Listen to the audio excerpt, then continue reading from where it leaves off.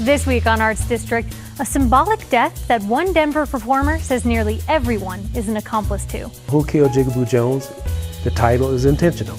It's easier to kill a jigaboo than it is to kill somebody who is empowered and self-aware. A painter whose tools go way beyond brush and canvas. There's the musical element, there's the creating of the artwork element, and then there's the performance of it, which is very dynamic. Defining the characteristics of contemporary Native American art. I am here now, so I am contemporary, I am Native American, and I am an artist. I don't want it to be any more loaded than that. And one artist, studio in the sky. I engage the autopilot, I open the window and then start looking harder at what I want to take pictures of. It's time to take off. Arts District is next.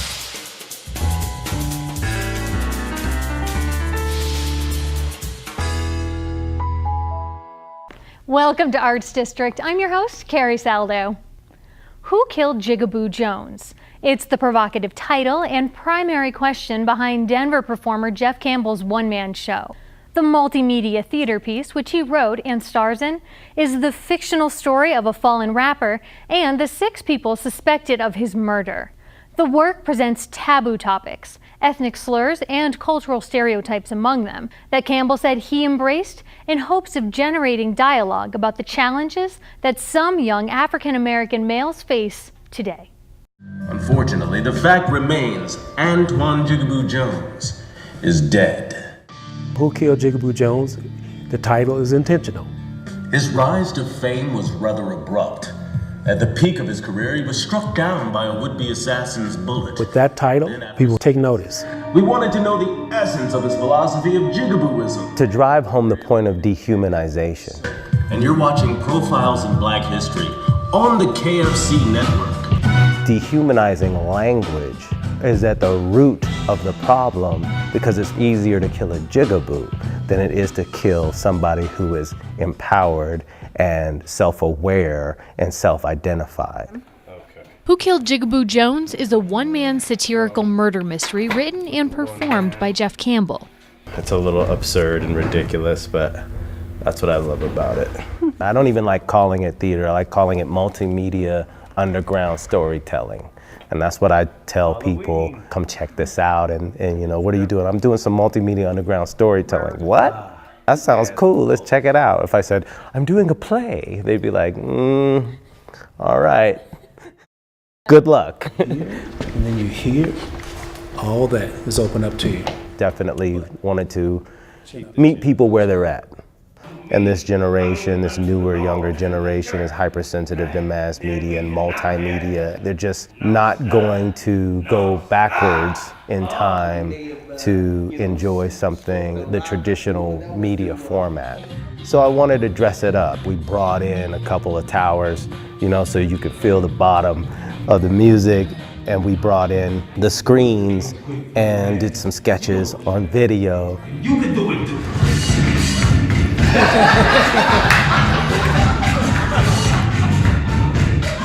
People who see it find out it has a lot of humor in it. Oh, yeah! Oh, let the church say amen! A lot of times we play it safe with art. Dr. Roscoe Williams. This piece is definitely not safe. Also known as Pass the Dollar Bill. That's it, you gotta pass that dollar bill. Having humor and then having seriousness lets people relax. And when they relax, they're open for other things to be discussed. I'm all about conversation, so if you can be brave enough to come and watch it, we can talk about it afterwards. Or if you can respond to it and say, well, I was uncomfortable, let's talk about why you were uncomfortable. I personally have started those kind of conversation outside of theater, in other situations, having community dialogues. So this is another way of having a community dialogue in a very artistic form.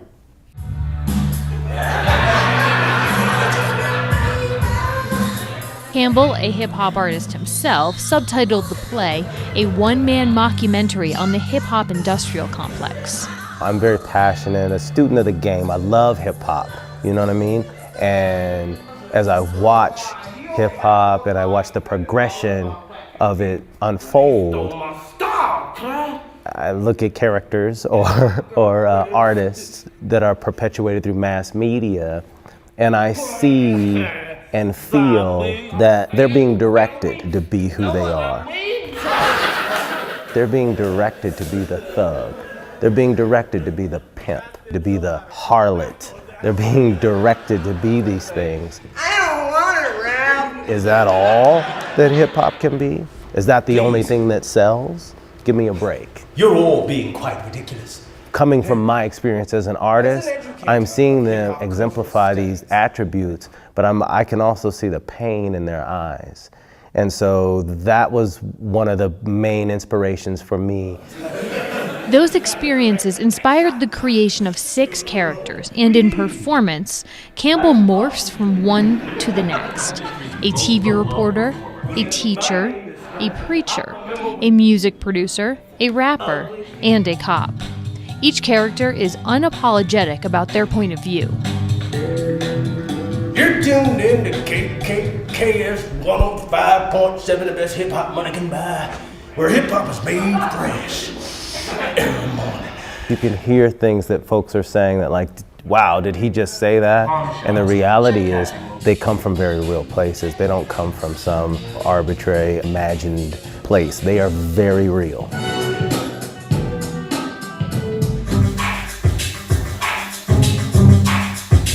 We want to hold a mirror up to ourselves. Are we creating these, or are we these stereotypes ourselves? We want to say, enough already. Let's take a critical look at what's going on in mass media, in pop culture, and see what's really behind these images. Who's behind the money? Why are these images so important?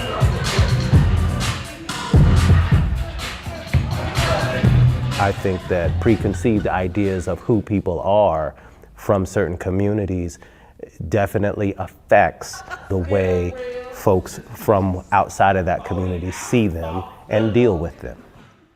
We're all connected, and I believe that. Once people realize that, that's when things will start to change. And gave them careers when nobody white knew their name, and they were satisfied with hood fame. But when the big checks came, and when the audience wasn't the same, so you switched up the game and you changed your last name and you watered it down, and the colors began to fade, and that's how jigaboos are made. I definitely feel like it was my duty as this artist to drive this message home about accountability for the images that we see of one another. To conspire to deny you the life you choose against the pecking pundits reading the news feed, feeding from the news. And my pledge to you as I say goodbye to my shadow side, my last confession. I was there the day that hip hop died, showed my teeth one last time, put the gun to my head, resurrected as a black man. The jigaboo is dead.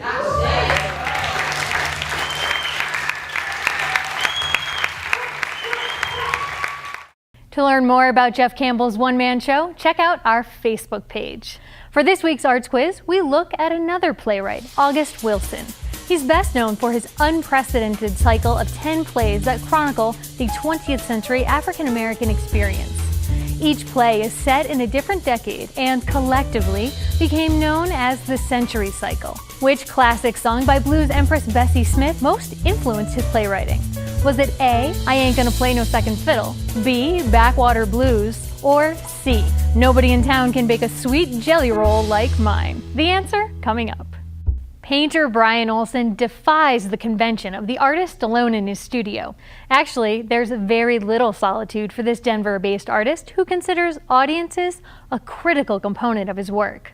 Olsen creates portraits of iconic people like Martin Luther King Jr. before an audience and in only a few minutes' time. He explained achieving this requires more than artistic acumen. It takes his own adrenaline and the audience's energy too.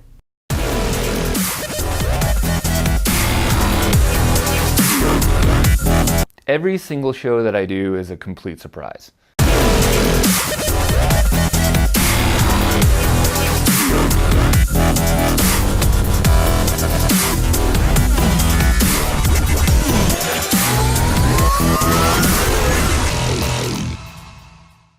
I can feel the crowd, even though my back is to them and I'm working. I can sort of feel that tension of like, what's this guy doing? Performance painter Brian Olsen's work makes his audience wonder. Yeah, there's paint, brushes, and a blank black canvas, but there's nothing predictable about the way that he creates portraits. He keeps the crowd guessing until the end. So when you approach the canvas, walk us through. You're looking at this sea of black, but obviously you see an end point where the audience is completely blind to where you might be going. How do you know where to start? Right, so when I'm developing like this piece right here, I always sort of start in this zone here. So sort of get this T shape figured out. That then frames everything else in the piece. And then everything basically comes together after that. And then you have the background, which is sort of the finale of the piece. So even though you have this shape here, you really don't get the full effect of it until this background comes in and basically covers and frames in her hair, the side of her face, her shoulders, and it just brings everything together. And then she can jump right off. And then she jumps right off, yeah. I have sort of two different styles of paintings that I do. One are the multiple brushes in each hand, and that has a certain look to it. Other paintings that I'm not using any brushes at all, just my fingers or my hands or maybe an elbow here or there. There are different textures that way too. Smooth brush strokes versus kind of a rough use of the fingers. This piece right here is created entirely with my hands, just my fingers. This is much more of a masculine sort of look, so I wouldn't ever paint Audrey Hepburn just with my fingers. So this is one that I'll use the 6 brushes at the same time. You can tell like it's much smoother, the skin tones are even. It just gives a different look, a different texture, and a different feel of the piece. Those styles set, Olsen steps on stage. That's when the audience behind him becomes just as important as all of that technique. For me, there's kind of a back and forth. I can feel the energy from the audience, which really sort of gives me energy on stage that I can then give back to the audience. So there's a lot of paint flying all over the place, different colors and splatters, and a lot of action. So a lot of times I'm jumping up in the air to reach top corners of the pieces or throwing paint at a certain area. But yeah, it's kind of wild and crazy like that. There's massive amounts of adrenaline and energy and all of that, and I really kind of feed off of that. It's just a moment in time. And what I'm really trying to do is I'm really trying to share the creative process with my audience. But there's always a surprise. And then when it all comes together, it's, I don't know how to describe it, but that's why I love entertaining. It's just a cool feeling.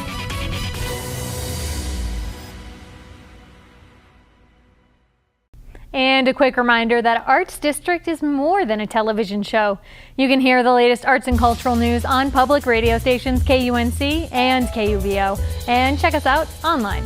There, you can sign up for the Arts District newsletter and peruse our detailed arts calendar with tips on arts and culture events across Colorado. It's all on our website, rmpbs.org/artsdistrict. Native American art. A stereotype has long been propagated by Hollywood and mass media that classifying something as Native American requires it to be emblazoned with beads and feathers. But Denver's Metropolitan State University seeks to correct that misconception by exhibiting work created by contemporary Native American artists. Cross Currents showcases the continuous evolution of tradition. The phrase contemporary Native American artist to me is just another label. People use that so that they easily know what it is. So much of what is indigenous to North America isn't identifiable to the popular culture anyway. People are very skeptical of things they don't understand or that defy labels. I am here now, so I am contemporary, I am Native American, and I am an artist. I don't want it to be any more loaded than that. People have come in and they've expressed over and over again that they didn't know what it meant to see contemporary Native American art. We really strive to bring in contemporary work that helps challenge preconceived notions of the world. These artists were brought together for Cross Currents because they're making successful, progressive, contemporary work. They're offering positive change in thinking and creating new works that give us a different way of understanding indigeneity in contemporary society. People hear contemporary Native art and think beads and feathers. there are these things that are imagined to be very native because of the material or the pattern. And so there is, I think, a desire to see that when people are trying to grab onto something they understand. And I think that's always true in art. And not just in art, it's in life. Things that are not easily understood, things that we can't grab onto easily, are a little bit scary. What I think is the biggest disconnect is that the work doesn't fit neatly into a box of what people think about when they think about, you know, contemporary Native art. There are certain pieces that I think people understand better in the context of Native art, and other pieces that people feel, I'm like, well, how is this Indian art? In talking with several of the artists who are in the exhibit, there's a really strong personal connection for each of these artists. Wanted to ask you, though, how do you think that that very personal work is more broadly accessible to someone who doesn't have that connection? Well, I think the personal connection is what makes the work so powerful. That is why these artists are so successful. They're pouring their own personal stories and histories into the work. But we all have connections through these personal histories that we can relate to. We all have a heritage, we all have ancestry, and we all have experienced someone having a preconceived notion about who we are. And so we can understand where that is coming from. The work that I wanted to see that described my experience in my life wasn't being made. So I sort of subconsciously, then consciously decided to make that work that was speaking about the contemporary Native existence and experience and life at the beginning of the 21st century, with all of our sort of complex issues and existing in not just two worlds anymore, many worlds. For me personally, as a woman whose ancestry is complicated and a combination of settlers and indigenous people, I'm really aware of the violent history of colonialism in North America specifically. Thinking about those things is actually a way to expand my own experience and my own personal connection to larger issues in the world, historically and contemporary, and to find a way to talk about these things that are really difficult and to think about these things that are really difficult in a way that's not super specific to my own cultural background and my own cultural experience. I am interested in making work that can speak to something broader. I've always set my sights on a larger audience, not necessarily a provincial audience in the Southwest. I've always done national shows and had international shows, so I'm inching towards getting into the national and international conversation as far as what my work is about and sort of how my voice is valid and can be heard in those conversations and taken seriously. These two pieces, My Basket Story and Weaving the Bayou, are both a part of a larger series called Weaving Water. One of the things that came up in my travels for this particular series was this idea of migration of culture and having different cultures coming into contact with one another via water. There is a dialogue going on, and some of these artists are really saying we don't have to accept Hollywood's interpretation of what it means to be Indigenous. But I think also these artists are really standing up to say that these cultures are growing and changing, and they're alive today. And so these are people in the 21st century, and they are influenced by media, other artists, and other cultures. And so all those things come together and create who these artists are and also what the work is. The idea behind this work is the destruction of something without utilizing any of it. It was important for me to build this body of work in this space to show the waste. The thrift store clothes from the beginning are clothes that have been worn and then discarded for somebody else to purchase and wear again. I ended that cycle by taking those clothes and then breaking them down. So there is a level of contradiction in that whole process. So there's a little tongue-in-cheek to me, you know, in the building of it, that it is hypocritical, you know, and I just try to keep the hip and hypocritical. The power of art is that it can change and alter people's perceptions of different cultures or the world in general. Each of these artists, I think, really does that in either a very direct or subtle way. Art and artists have a responsibility to their little window in time. They're sort of like the storytellers, the information holders. They kind of hold a mirror up to society and point out very specific things about that period of time that they exist in.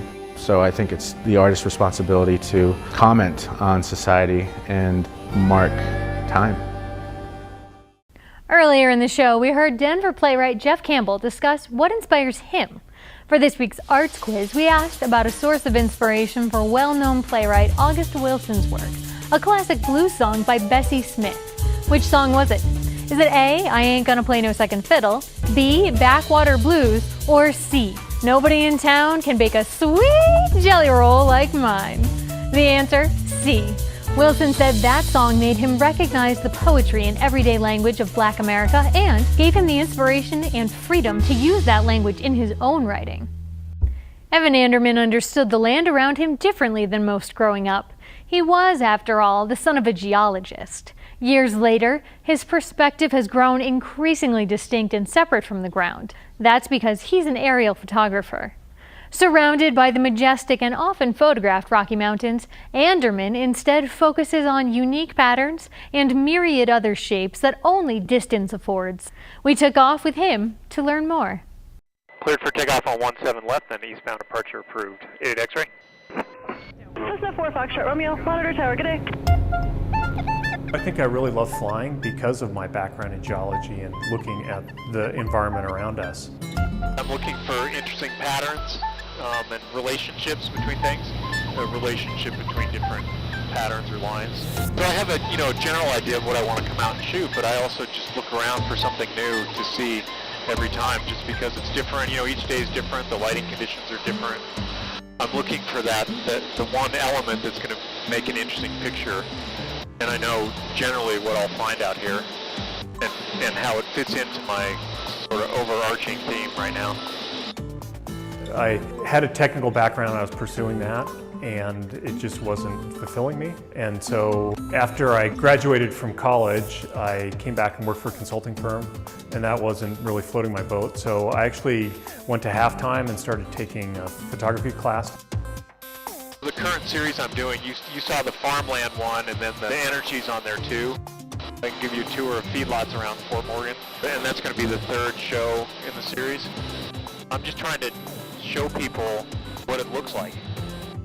When I look at this picture, I see the brownness of the soil, but then the blackness that's on top of it that just doesn't look natural to me, which is why I'm drawn to taking pictures of feedlots. What do you hope that the average eye sees? That there are a bunch of cows that get to live in a very constrained environment, but then I hope I bring a more aesthetic representation here.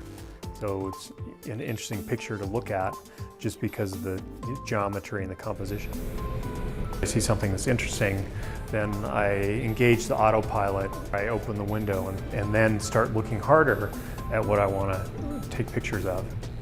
It's a unique viewpoint. It's not one that a lot of people will get to see. Really, it's a subtle beauty out here, and I'm glad that I've been able to find a way to portray it artistically and beautifully. The airplane can go fast, but it can also go slow, and I like, especially when I slow it down and open the window up and lean my elbow out like I'm driving along a dirt road and looking down and seeing the farmer's truck going up the road, being curious about what's in the truck or what he might be doing, where he's headed, the sort of daily life that's happening down there. See that train over there also? That's interesting. Every time you fly, there's different light or the conditions are slightly different, you're flying in a slightly different place. And it's just fascinating to me to try and sort of catalog that. And look at all the pumpkins in the kind of strip. I like to fly around also because the light changes, as you can see, as you go around in the circle.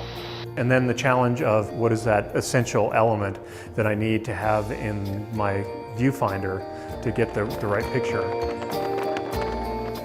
It's a little harder in an airplane because when you're on the ground, you can move a little to the left and a little to the right till you get just the right composition. In an airplane, you have to move a little faster, or you have to just circle around and try again.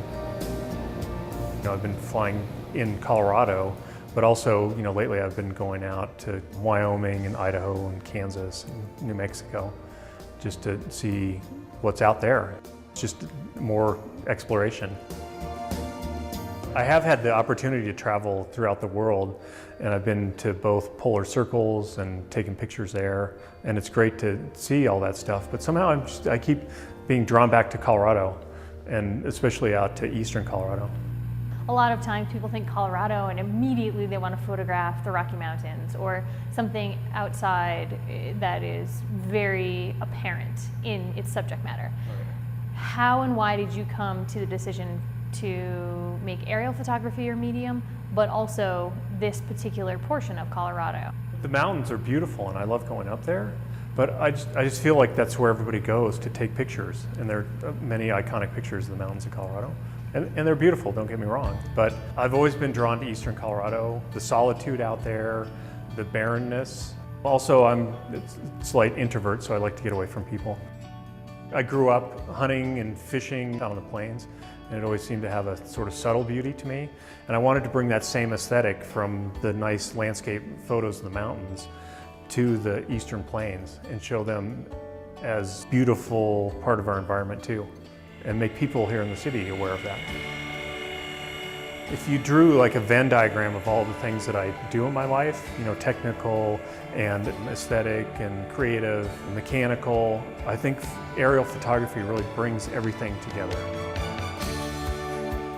So there's a drilling rig, there's another pad that it's going to move to, and another one and another one. It's hard to find any place out here that hasn't been influenced in some way by man. The only constant on the earth is that things change. It's a big complex system that we don't fully understand, and the question is how much effect that we're having on it. 7 left, 8 at X-ray.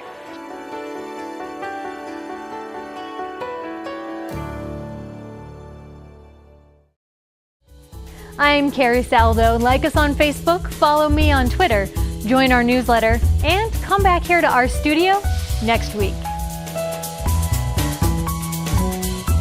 Arts District is a collaboration between Rocky Mountain PBS and public radio stations KUNC and KUVO KVJZ.